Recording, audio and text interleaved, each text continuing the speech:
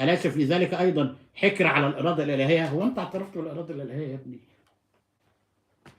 نفس الصفحة يقول: المبشرون بالجنة رواية تصطدم بقانون الاستحقاق دواما وشمولا، وطبقا لنظرية العلم الرواية ظن والعقل يقين.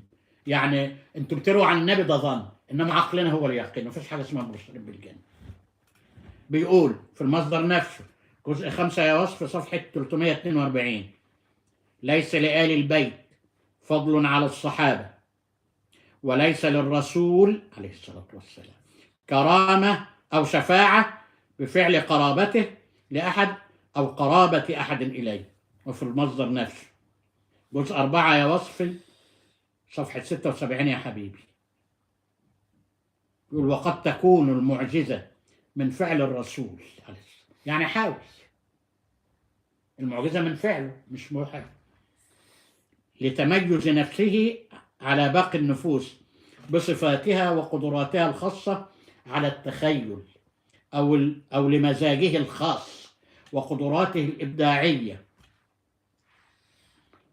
قدراته الإبداعية المتميزة على غيره، أو لكونه ساحرا عليما. يخرب بيتك، النبي يعني أي ساحر يبقى اللي بيعمل لك ممكن يبقى نبي؟ ها؟ والله مش ممكن. ليه؟ المستشفى مليان. دكتور عبد الفتاح اسماعيل موجود الله يكرمه، صاحب مستشفى مدنوس بالتخصص. ايام عبد الناصر كان بعض الاساتذه اللي هم كده كان يرموهم في اسمها ايه؟ في العباسيه. فبيقول لي يعني داخل الدكتور، دكتور استاذ ودكتور ورئيس قسم، يقول داخل ولبس البتاع، يقول جاني واحد يقول له: اسمع، انا النبي اللي اقول لك عليه لازم تعمله، لو قلت لك مش عارف ايه، لو قلت لك ايه. فده واقف يسمع، فهو الفتوه واقف على تبه فوق، فشافوا الدكتور واقف هيشوف هيتعامل مع الجو ده ازاي. فده جاي يجري، فالتاني مشي. قام وصل للدكتور قال له: ابن الكلب ده بيقول لك ايه؟ قال له: ده بيقول ان هو النبي. قال له: اوعى تصدق حد، انا ما بعتش حد.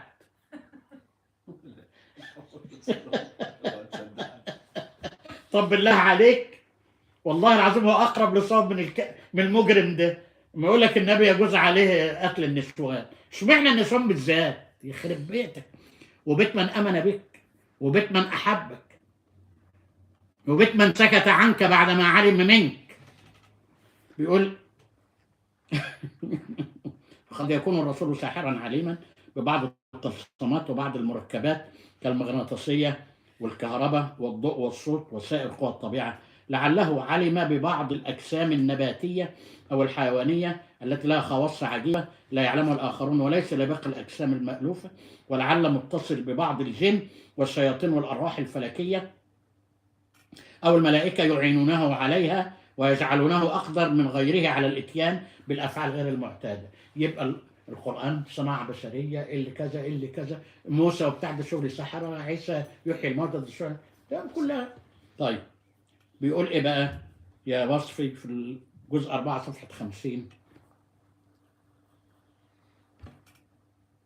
قد تكون النبوة ضرورية لعامة الناس الذين لم يتعودوا على ممارسة النظر وإعمال العقل، المغفلين يعني ادلهم نبي يلعبهم، ولكنها ليست ضرورية للخاصة الذين تعودوا على النظر وإعمال العقل. كلمة عبد المعطي بيومي. وقد ينشأ هذا التعود إما بالطبيعة وإما بالاكتساب وإما بكليهما معا، وما أكده الفلاسفة أيضا. ومع ذلك يمكن للعامة أيضا بحسها الشعبي وببصيرتها التلقائية أن تدرك حقائق النبوة، خاصة العملية منها، مثل المساواة والعدالة، وهي الحقائق التي تتق إليها الجماهير الغفيرة نظرا لما تعانيه من فقر وضنك، فالخاصة بعقولها والعامة بضنكها يمكنها إدراك حقائق النبوة. ماشي حاضر. بيقول بقى في نفس الصفحة يا وصفي: إذا كان العقل في غنى عن الرسل فقد كان بإمكان الله اضطرار العقول إلى معرفته دون ما حاجة إلى اللف والدوران. شوف قلة الأدب. وتأسيس الوحي على العقل وجعل من يقدح في العقل يقدح في النقل. وفي المصدر نفسه يا وصفي جزء 4 صفحة 74: وما فائدة، بيقول المجرم، وما فائدة المعجزة إذن والله قادر على خلق العلم مباشرة دون الحاجة إلى مناسبة. في جزء 4 صفحة 205 يا وصفي، تحت عنوان الإسراء والمعراج، وبيحط العنوان كده عشان واحد مغفل زيك يا وصفي تفتح الكتاب ده بيتكلم عن الإسراء والمعراج أهو، يبقى ده فيلسوف مسلم أهو، تحت عنوان الإسراء والمعراج يا وصفي يقول لم يظهر هذا الموضوع اللي هو الإسراء والمعراج كجزء من العقائد إلا في العقائد المتأخرة في مرحلة انحسار العقل وزيادة النقل. ففي العقائد المبكرة يذكر الإسراء والمعراج كأحد موضوعات الإيمان في النبوة، ولكنه في العقائد المتأخرة يزداد تفصيلا في وصف السماوات السبع وسدرة المنتهى والبراق وجبريل وميكائيل. اسمع يا وصف، وهي مادة مستمدة أحيانا من علوم السيرة وأحيانا أخرى من الخيال الشعبي والمصنفات فيه. صفصف. أقول لزوجتي وهي تعرفني، عرفني من مع أهلي يعني، وكانوا بيقولوا لنا وكانوا يا بنتي إذا أصر هذا الولد على ذلك والله يبقى مرتد، تحرمين عليه يا بنتي.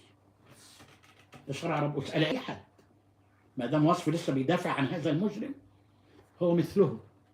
مش النبي عليه الصلاة والسلام قال يحشر المرء مع من أحب؟ مش النبي عليه الصلاة والسلام اللي قال وللإيمان إلى الحب والبغض؟ هو إلى الآن بيحب حسن حنفي في المصدر نفسه. الله، ده جزء 2 صفحة 73 يا صفصف، يقول الله من حقه الحديث عن نفسه، ولكن الإنسان ليس من حقه الحديث عن الله حتى ولو استعمل